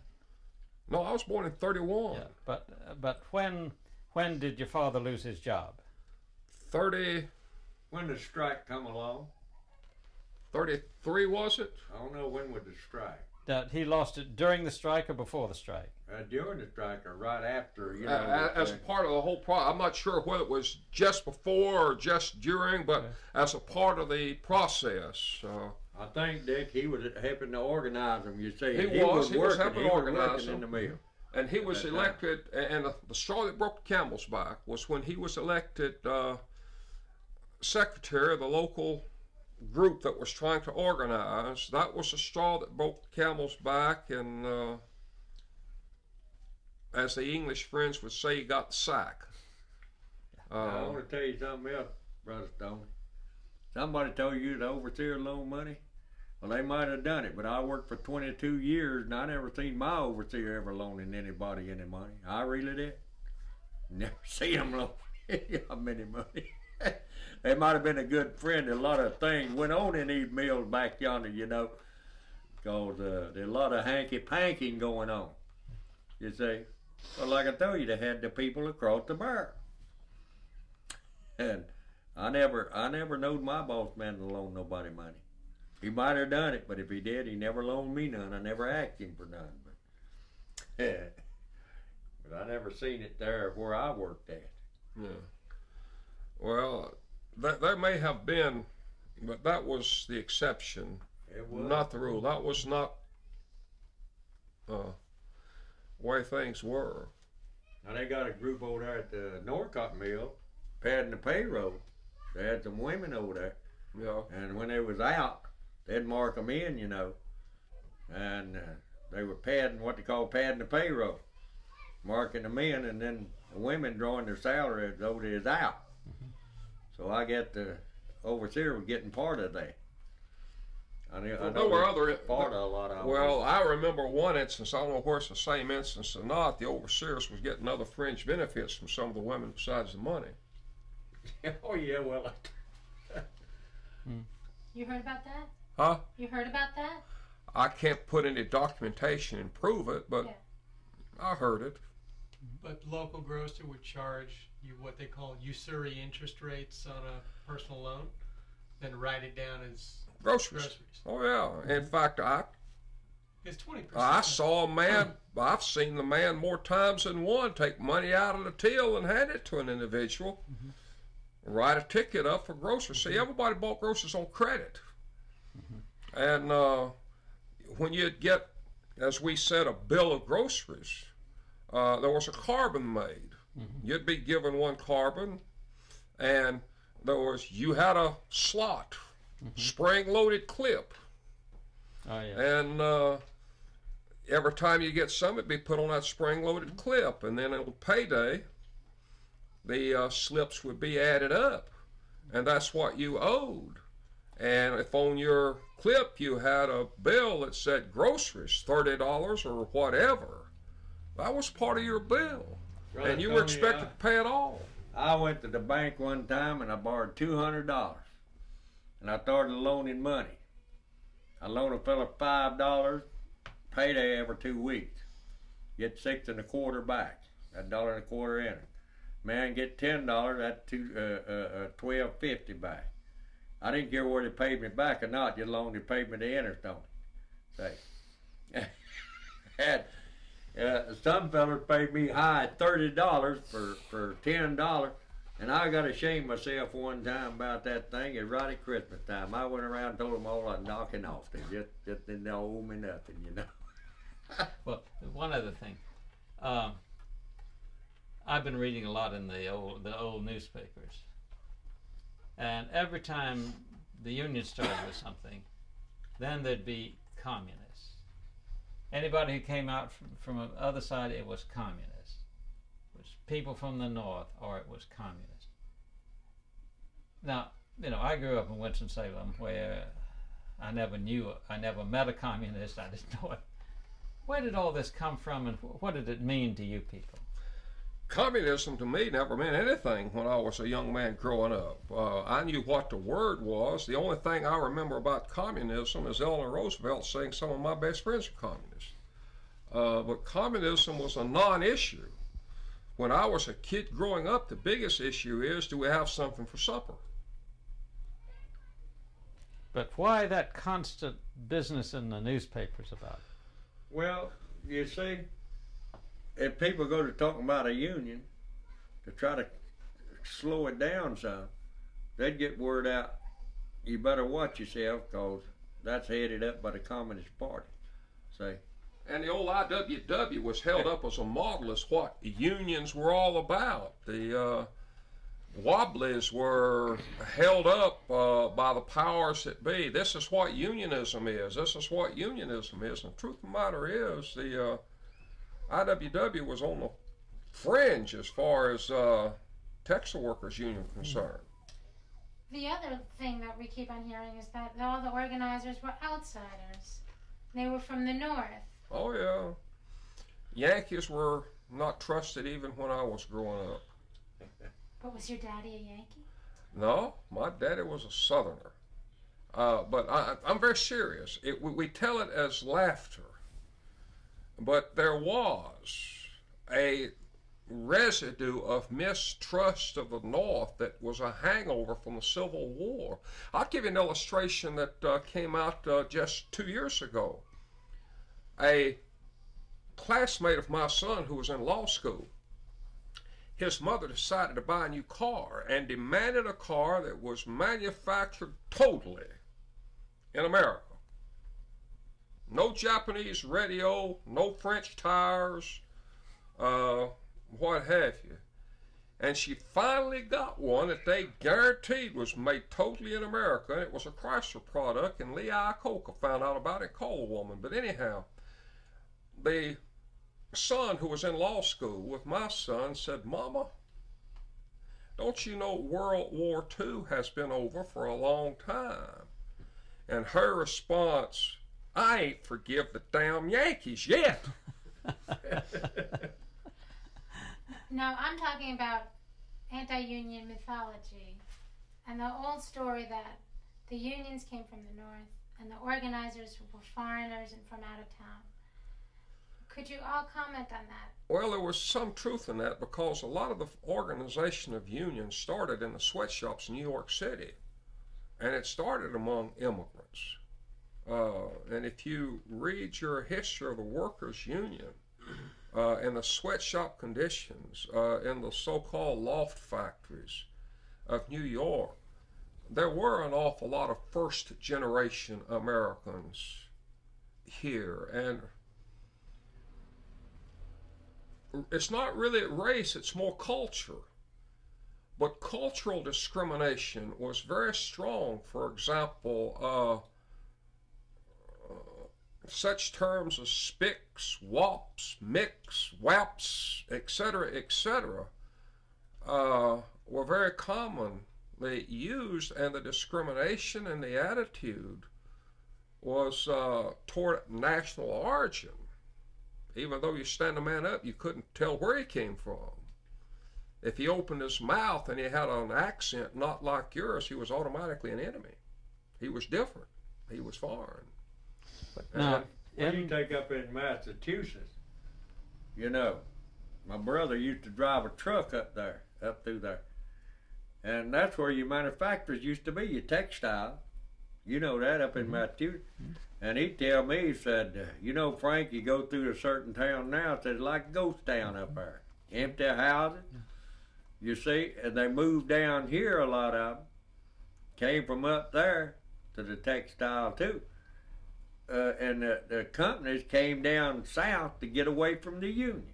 See, they were unionized up there. So they came down south to get away from the union. Some businesses right now is coming south to get away from the union. Well, railroad rates were used in a battle between the North and the South. For example, on the same railroad, a bale of raw cotton going up north was not charged at the same rate as that same weight of cotton and same volume coming back south. And railroad rates were used as a weapon between various economic forces. but this business of the outsider was thrown against the unions. You know, we read in the papers. Oh, yes. And yet, your father, Red Lisk, Paul Christopher, Alton Lawrence, Roy Lawrence, I'm sorry. The communism was, and outsiders were accused of leading this thing. And yet we know that practically all the leaders down here were native. Your father, Red Lisk, Payne, Albert Henson, Gay, Roy Lawrence. I don't think there were two outsiders in all of the group. Why did it stick? Why do they keep talking about outsiders? The charge of outside agitators is always a helpful ploy. Would you mind starting that again? I had a bit of disturbance. You had a Could problem. you start your sentence again? Oh, the charge of outsiders is always a helpful ploy when you're fighting something. In recent years, how many times did you hear the charge, outsiders are agitating down here? The civil rights movement, the infamous murders that took place over in Mississippi, that they were written down as the result of outside agitators. And the charge of outside agitators was something, it was just a propaganda tool. See, the Union, the national headquarters, they tried to get men like his daddy and others that would stand up, because they knew that these southern boys down here could influence the people more than they could. So the more of these organizers and all they got, it was from down here in the South, the better off they were. Let me tell you something.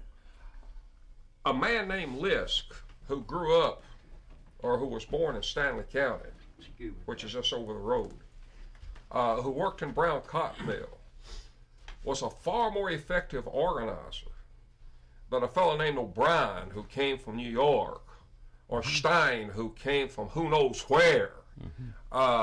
He had two strikes against him as soon as he opened his mouth and said, "My name is." But somebody, yeah, his daddy lived on the old man Yates's farm over yonder. Yeah, I knew his brother. He used to be a loom fixer over yonder at Cannon 6. He was acceptable. But there was a clannishness in society, and it was played upon by some very astute men who realized that they could play upon the clannishness and the xenophobia, I guess you'd say.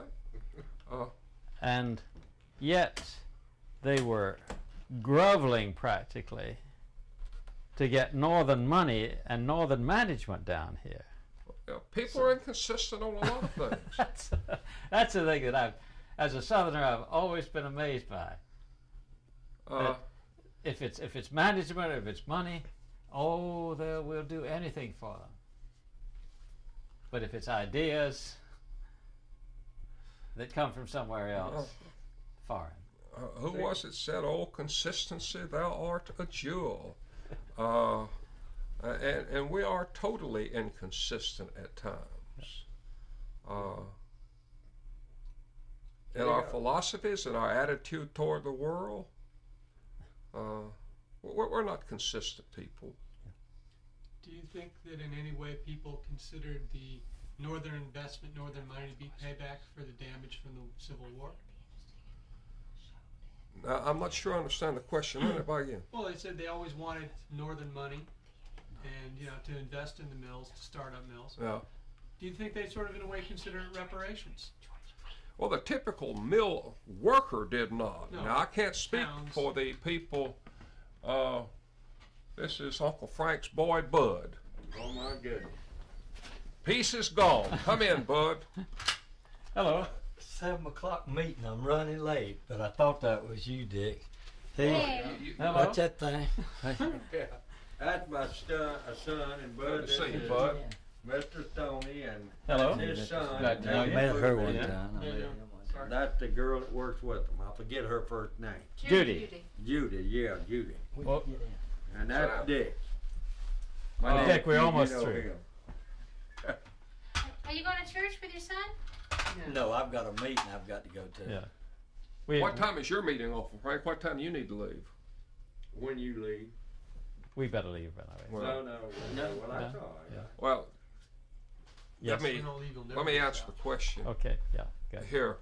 The typical worker in the mill was, and I'm talking about my own people.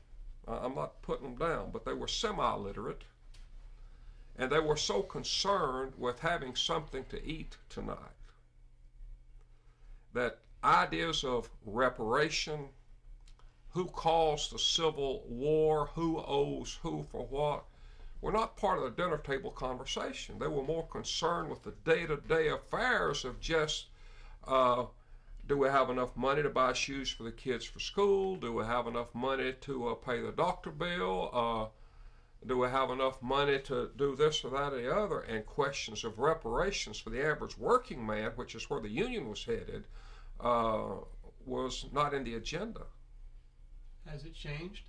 Konica, BMW, Hitachi Deer.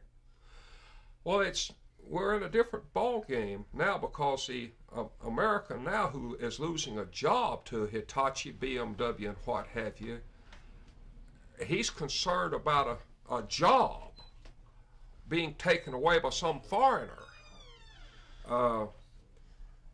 But the union man in 1934 in a cotton mill was not facing a visible sign of foreign influence taking his job as he... I'm talking Hitachi Deer of North Carolina off I-40. I'm talking Konica of Henderson. I'm talking BMW of Greenville.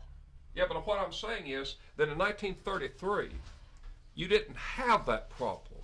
There was no visible symbol of foreign influence. There was no sign made in Japan, made in Germany, or what have you. And while in the background there may have been the English sweatshops, and there were, the American Civil War and the Reconstruction after the war played havoc with the English economy. But that was over yonder, and the American worker was never really cognizant of what was going on over there, and he never saw cars coming down the road or televisions or radios or what have you that said Sony, Hitachi, BMW, IG Farben, what have you. He never thought about it. Now, if you want the Civil War, he's the Civil War fella right here. But the other thing too, Dick, in that period of time, you only had two classes of people in the South. Even in my day, you were either black or white. There was no other foreigners. And it was a strong German, Scott-Irish representation in this area. You've got a union book. You haven't seen it, have you? Say again? You've got a union book. Yeah, but I don't remember what I done with it now. You put it back in that box. Put it back in that It was box. Uncle Frank's, that's as bad as a preacher losing his Bible. Could you bring the box here? That's as bad as Could a you bring preacher the losing box his here Bible. for him to show? Is it in your trunk? He's gonna get it. No, I believe. It's in that cigar box. Yeah. Jerry Point, you know, who's Dane Allen Short grandson. He made some pictures of the old Waddell grocery thing. Oh, okay. I got you a time.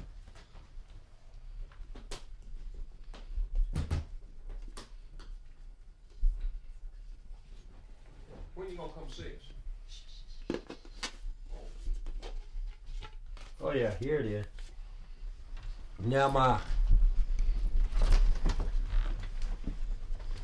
one where Dick gonna go spend the night with, she got a picture of the weave room at the old brown mill with I don't know how many people sitting around. The old Draper Looms. Yeah. They're sitting outside having had their pictures made.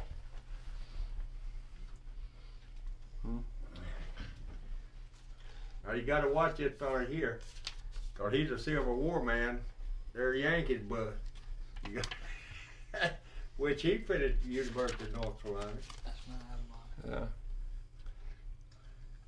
Here's your stamps for attendance. Dues paid, 1934. Never paid a nickel for it. No. Well, somebody stopped and said you I know did. they did. They went trying to get a union. Say, they give it to you free, let you in free. Just move it a little. Yeah, there you go. Perfect. $1 dues. A lot of money back then. Oh yeah. I've heard Daddy talk when I was born. He was working 5 days a week, 12 to 12.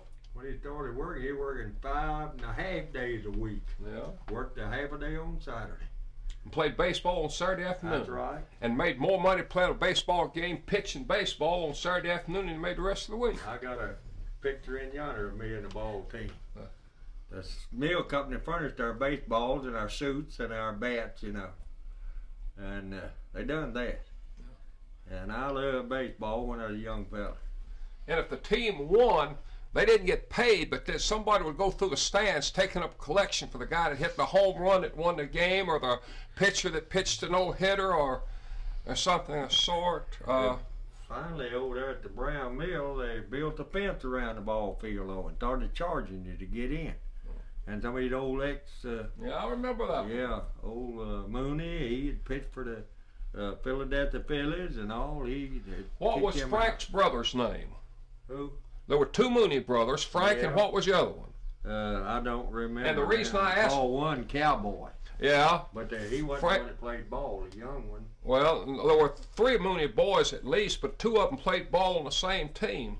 Yeah. And I remember one time that each of them hit a home run that at the time put the team ahead, and they went through the stands taking up collection twice.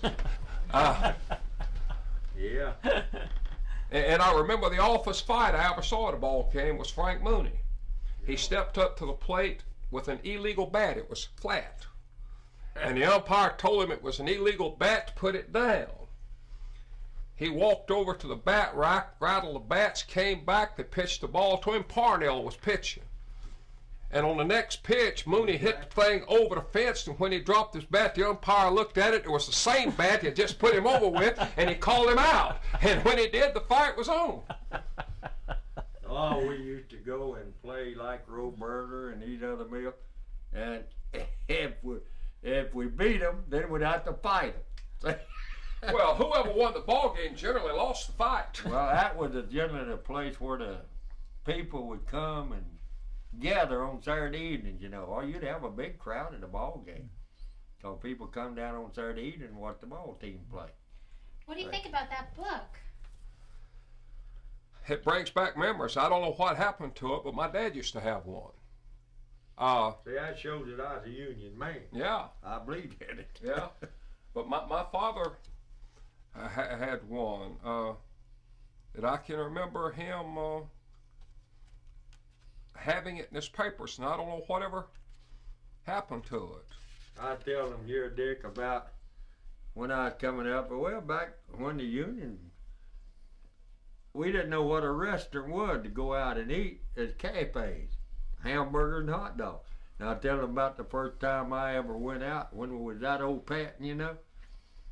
Went up to Greenburg, and this feller, Fruman, he owned this here machine shop. He's a millionaire. Took me and old McClellan Rock up there, and they took us out to the country club. I believe it's Odell Supply Company, the biggest mill supply company was in North Carolina around. Took us out to the country club. Well, I'd never been in a restaurant before. See, I never. And they had the Jackson room and the Blue room and the different names, you know. Went in and sat down, and they brought the menu. I didn't know a bit more what to order, nothing. Everything had Lhasa or something on the end of it, you know. I wanted some fried chicken, but I'm afraid if I'd ordered, it might bring me a whole chicken out. Well, now, Uncle Frank, you knew what hot cuisine was because you knew what a hamburger or a hot dog was from Grace with chili on it. And you know what barbecue was from the Red Pig. Well, I told him, I said, the Fruman, he ordered, he's Jewish too, And I said, well, just bring me the same thing. You know, I didn't know. They brought me out a little old bowl. It must have been clam chowder soup. It looked like some grease or a bowl of water, and it held a catfish up with a tail in it and made it greasy look. And I thought, Lord, is that all I'm going to get for my dinner? That was apple.